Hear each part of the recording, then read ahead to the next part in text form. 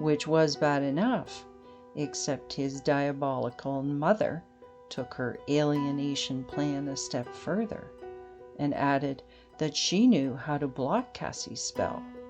But if she told her son how to do it, he'd have to promise he'd never tell anyone, especially not his father, which the fearful child agreed to. Now it's time for Puppets, Pupils, and Producers, a story of mind over matter. Daphne and Darla were identical twins who looked alike, but were polar opposites when it came to their personalities. One was sweet, the other was bitter. One studied and did well in school, the other copied her sister's work and cheated on tests if she could. One made friends, the other made enemies. At first, they came every other weekend, but after a few months of spying for her mother and having a bedtime and chores, Darla stopped visiting and stayed with her mother, where there were no rules or chores and a kitchen full of junk food. Sam was disappointed, but he knew that unlike her easygoing sister, Darla would hold a grudge, and she was still angry at Sam for leaving Darlene. So he talked to her over the phone, but she wasn't very receptive. Cassie understood he missed her and wanted to sort things out, but she drew the line at her only showing up on her birthday or at Christmas, and soon, with her mother's blessing, she stopped visiting altogether. Daphne, on the other hand, kept coming because she loved playing with Alexis and spending time with Cassie in the kitchen. Even though she didn't say it, she also enjoyed spending time away from her twin and her mother because she didn't like their negativity. Sam bonded with Cassie's kids easily. Unfortunately, the same could not be said about Cassie and Sam's son Russell. At first, she thought the 5-year-old refused to speak with her because he was an introvert. So she was patient and didn't force herself upon him. She also noticed how he'd always look away if she made eye contact and would wince if she touched him. So she didn't press the issue and tried to support his adjustment from his periphery. However, when his refusal to even say hello continued on for months on end, she became concerned. When she approached the issue with Sam, he agreed it was a problem and said he'd speak with Russell, but nothing changed. Then she started pointing out how he had a habit of answering for his son, and he said he'd stop doing it, but he didn't. When the honeymoon stage was over, Sam would tell her she was the problem, and he'd stop talking to her too. In time, Cassie realized that despite their noteworthy doting, Russell behaved the same way with his extended family. When she took the kids to the park, she noticed that, unlike her son, he rarely interacted with the other kids, and instead of his father, he'd recruited Jackson to do his talking for him. His difficulties with social interactions made her question if he had Asperger's syndrome, which at the time was a relatively new disorder.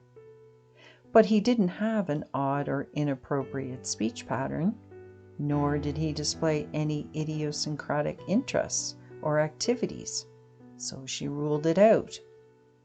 Then she remembered reading a study that showed how large-brained mammals instinctively position or cradle their babies on their left side, despite their handedness, because when the mother turns her head, the meeting of her right eye with her baby's left eye stimulates the release of the bonding hormones oxytocin, prolactin, and vasopressin, which led her to wondering if he had an attachment disorder because he was born with befoulness, which is an autosomal recessive genetic condition, meaning both of his parents passed on an altered recessive gene to him, which then resulted in him being born with an enlarged left eye. If being born blind in his left eye wasn't the cause, perhaps his brain body was negatively affected by 3 ocular surgeries, requiring general anesthetic, followed by antibiotics, steroids, and analgesics for pain, all within the first 2 years of his life. If toxic substances had delayed the development of his brain, she wondered if a healthy diet, a consistent routine, regular exercise, and at least 8 hours of sleep each night would help him catch up. But those things could only occur when he was with Sam and Cassie, because his mother's house had become party central, and it was an absolute mess of drunks, dirty laundry, and empty bottles. When Sam would pick Russell up on a Saturday morning, he'd still be wearing his clothes from the day before, and would be parked in front of the television, eating handfuls of sugary cereal straight from the box. Other times he'd be riding his bike on the street while his mother was still in bed with her boyfriend of the month, who may or may not move in, but also couldn't contribute much financially because he was paying a hefty amount of child support too. Worse than picking him up, however, was the guilt Sam would suffer and the tears he'd shed after he had to return Russell to his mother's house. So, unlike Rich, who lied about Cassie being an unfit mother, Sam was actually dealing with an unfit mother who kept track of every hour her kids were in her custody, so she'd meet the criteria of being the primary caregiver, when nothing could be further from the truth. And unlike Cassie, who worried the system might get it wrong and she'd lose custody, Darlene didn't worry at all, because she knew how rare it was for a woman to lose custody, even when she should. She also knew that Sam wouldn't let the children go without, so even though she was supposed to buy their clothes, shoes, and toys, she didn't. Soon enough, Sam would use his secret credit card to buy those items too, and he'd tell Cassie Darlene actually bought them. One of the ways Cassie expressed her love was through her cooking, and she'd playfully warn people not to choke on the love she'd put into whatever they were eating. Her own children weren't fussy at all, but she understood that Russell hadn't been exposed to wholesome foods like they had. She made sure he had a few raw carrot sticks with his meal and hid finely chopped or blended vegetables in recipes whenever she could. She tried not to take the rejection of her nutritious food personally, but she did take exception when his pickiness started rubbing off on Jackson, who started turning up his nose at the fruits and vegetables he'd always enjoyed eating. Then, because he'd hardly eaten anything, Sam would give him extra dessert, and before the dishes dried, he'd prepare him a snack of junk food and soda that Cassie bought for a special and occasional treat. Then she started to notice how in the slightest of increments, Russell would turn his chair away from Cassie's end of the table, which would annoy her even more. When she pointed it out to Sam, he said he'd watch for it and correct his son's behavior, but he didn't. In time, she started to resent the child who only spoke to his father and to Jackson when it suited him, and her annoyance grew into seething. When she could no longer hold her tongue, she'd say something to Russell herself, but then he and his father would resent her intrusion, and they'd both give her the silent treatment. During their silence, she'd secretly wish Russell would choke on the tiny mouthfuls his father celebrated, and then would spend the rest of her meal telling herself she was a horrible person. Jackson and Alexis were good sleepers as well, After they separated, Cassie and Rich made sure they maintained the same bedtime routine of having a bath and brushing their teeth before they were read a story in their bed, where they'd usually doze off. Russell, on the other hand, had been a poor sleeper all along and was put to bed when he was cranky and overtired. Instead of dozing off, he'd be restless during the story and would resist falling asleep. Usually, he'd be the first kid up in the morning as well. Luckily, it didn't take long for Sam to see the difference a routine and early bedtime made with Cassie's kids. So he started putting Russell to bed at the same time, and his sleep habits improved. While they may have disagreed on whether Russell's behaviors were problematic or not, they did agree that being a step-parent was different than being a biological parent, and they both had to consciously make sure they were treating all the kids the same.